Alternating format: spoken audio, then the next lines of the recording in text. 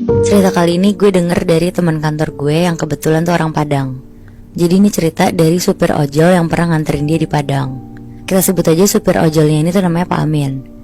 Pak Amin udah jadi supir ojol kurang lebih 5 tahun. Umurnya sendiri itu tuh udah sekitar 45 tahun. Jadi Pak Amin sehari-hari emang ngojek aja kegiatannya. Dia punya istri dan 2 anak. Tapi dua-duanya tuh anaknya ngerantau ke Jakarta. Makanya dia tuh menuhin kebutuhan istrinya dengan jadi ojek online. Biasanya tuh Pak Amin mulai berangkat sekitar jam 8 pagi. Pak Amin paling seneng banget kalau dapet pelanggan tuh anak-anak sekolah Muebi. Karena dia tuh ngerasa bisa ngobatin rasa kangennya dia sama anak-anaknya dia yang lagi ngerantau. Biasanya rutenya dia tuh muter-muter Taplau. Taplau itu tepi laut. Dan biasanya selesai ngojek tuh sekitar jam 7 malam. Pokoknya gak lama selesai azan maghrib, Pak Amin tuh langsung pulang biasanya. Nah pas Pak Amin udah di jalan pulang, Pak Amin tuh lupa matiin aplikasi dan tiba-tiba langsung nyangkut lah orderan. Dia dapat orderan tuh ke arah Pondok. Pondok tuh daerah di Padang kayak perkampungan Cina gitu. Akhirnya karena Pak Amin juga mikirin rezeki, jadi dia ambil kan. Ternyata pelanggannya ini tuh bapak-bapak yang mau pulang ke Hotel Aksana di Jalan Bundo Kanduang. Selama perjalanan mereka berdua tuh ngobrol-ngobrol. Dan ternyata bapak ini tuh orang Jakarta yang lagi ada urusan di Padang. Terus dia tuh lagi nginep di hotel itu. Setelah nganterin bapak itu dari Hotel Aksana, tiba-tiba tuh hujan gede banget sampai ada petir. Akhirnya Pak Amin tuh langsung parkirin motornya di bawah pohon gede di depan hotel itu. Pas lagi neduh, tiba-tiba tuh ada perempuan lari-lari ke arah bawah pohon itu juga buat neduh. Pak Amin basa-basi lah ke perempuan ini, bilang, "Mau kemana mbak?" Perempuan ini tuh nunjuk ke Hotel Aksana ini. Terus Pak Amin kan bingung. Akhirnya Pak Amin tuh bilang, "Tinggal lari aja mbak lewat samping, itu langsung masuk ke lobi." Pas Pak Amin lagi ngebelakangin perempuan ini sambil nunjukin lobinya, Pak Amin tuh abis itu langsung nengok ke arah perempuan ini. Tapi tiba-tiba perempuan ini tuh udah gak ada. Jadi begitu dia ngebelakangin perempuan ini, balik lagi langsung gak ada? Nah iya Bi, bener. Wow. Kaget lah langsung si Pak Amin. Tapi Pak Amin tuh mikir, oh paling udah lari duluan kali ya, buru-buru. Akhirnya gak lama hujannya berhenti. Sekitar jam 9 malam Pak Amin lanjut pulang ke rumah. Besok paginya Pak Amin sarapan, terus dia siap-siap buat ngojek lagi. Dia berangkat jam 9 pagi. Dia mulai dari rute-rute dia kayak hari-hari biasanya. Nah pas siang-siang dia berhenti kayak di warung makan gitu, buat makan siang bareng ojol-ojol lainnya. Ada satu ojol, namanya tuh Bang Tegar. Dia nanya ke Pak Amin, "Pak, kemarin neduh ya di depan Hotel Aksana?" Terus Pak Amin bilang, "Iya, pas saya mau pulang, pas banget langsung hujan deras. Emangnya kenapa bang?" Terus Bang Tegar tuh bilang, "Tapi kok saya kayak ngelihat perempuan ya di sebelah bapak. Tapi kayak kuntilanak pak." Ngedengar itu tuh Pak Amin cuma ketawa-tawa sambil bilang, "Ya iya bang, saya kemarin pas neduh tuh juga sama perempuan. Tapi cantik kok, dia emang nginep di hotel itu." Akhirnya setelah selesai makan siang, Pak Amin lanjut narik. Sampai akhirnya dia tuh udah dapat orderan. Nah sekitar jam 9 malam, Pak Amin tuh udah dapat sekitar 10 pelanggan. Terus gak lama, Pak Amin tuh dapat orderan buat nganter makanan kayak GoFood gitu ya. Beli martabak telur dan diantarnya tuh ke Hotel Aksana lagi. Udah tuh Pak Amin nungguin di restorannya. Terus dia OTW ke hotelnya. Pas sampai di hotelnya sekitar jam 10 malam, Pak Amin nunggu di pintu keluarnya. Terus dia ngecat lah ke pelanggan yang mesen, "Mbak, saya udah di depan pintu masuk ya." Tapi gak dibalas-balas sama si mbak ini. Akhirnya Pak Amin berusaha lah ke lobi hotel.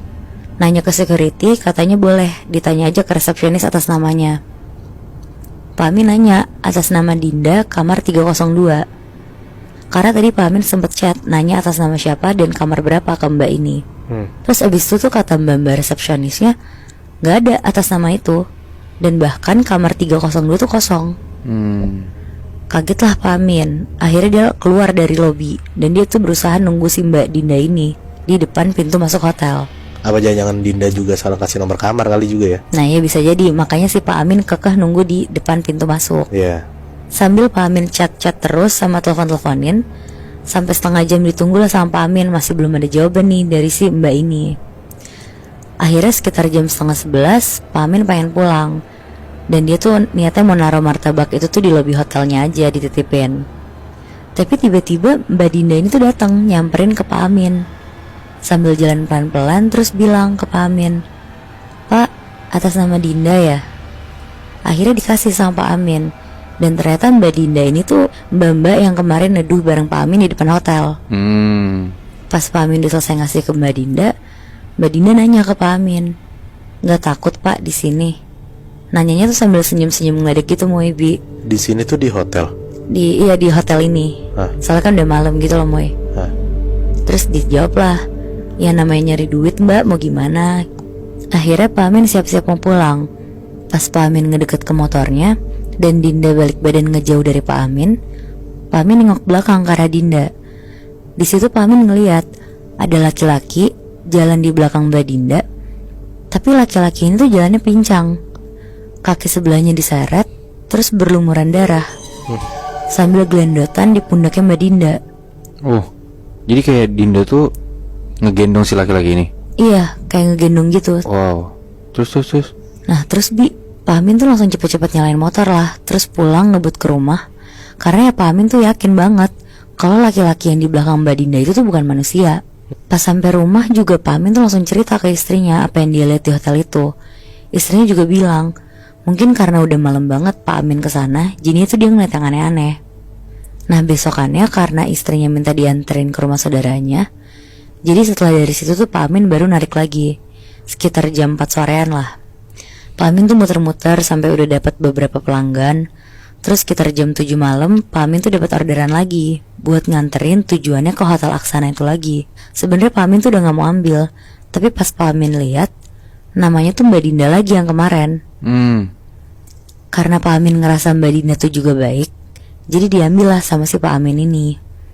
Nah si Pak Amin itu juga niat pengen ngasih tahu ke Mbak Dinda tentang apa yang dilihat semalam. Oh, Pak Amin ngerasa kayak ya mungkin Mbak Dindanya juga nggak sadar gitu. Iya. Ada makhluk yang gelendotan ke dia. Iya, Oh, makanya oke, itu oke, pengen oke. ngasih tahu niatnya. Terus. Akhirnya diambil lah sama Pak Amin. Terus akhirnya Mbak Dinda juga udah naik ke motornya. Pas perjalanan ke hotel itu, Pak Amin mikir-mikir lagi buat ngasih tahu atau enggak. Sampai di hotelnya pun tuh Pak Amin belum ngasih tahu juga. Terus pas Mbak Dinda turun dan ngasih helmnya ke Pak Amin tuh akhirnya bilang, "Mbak Dinda, saya mau ngasih tahu. Jadi semalam tuh ada laki-laki di belakang Mbak Dinda. Kakinya buntung sebelah, terus ngegelantungan di pundak Mbak Dinda." Mbak Dinda ngedengar itu tuh gak kaget. Dia cuma senyum sambil balik badan. "Yang ini Pak, Hah? kita emang lagi nyari potongan tubuh kita di hotel ini." Bangsat. Sambil senyum lebar banget ke Pak Amin. Anjing. Jadi Moibi, ternyata Hotel Aksana ini tuh dulunya Hotel Ambacang namanya. Dan hotel ini tuh terkenal banget sebagai hotel pencabut nyawa. Karena pernah nelen banyak korban jiwa pas gempa tanggal 30 September tahun 2009. Wow. Si Dinda juga setan berarti kan? Iya. Bangsat. Anjir, serem banget Moy. Tapi setelah ganti nama jadi Hotel Aksana, emang tetap angker hotel itu. Tetep jadi kata temen gue itu tuh bahkan ojol-ojol tuh dari yang sering nongkrong di depan situ sampai udah jadi pindah tongkrongan. Karena emang kalau malam jadi udah serem banget.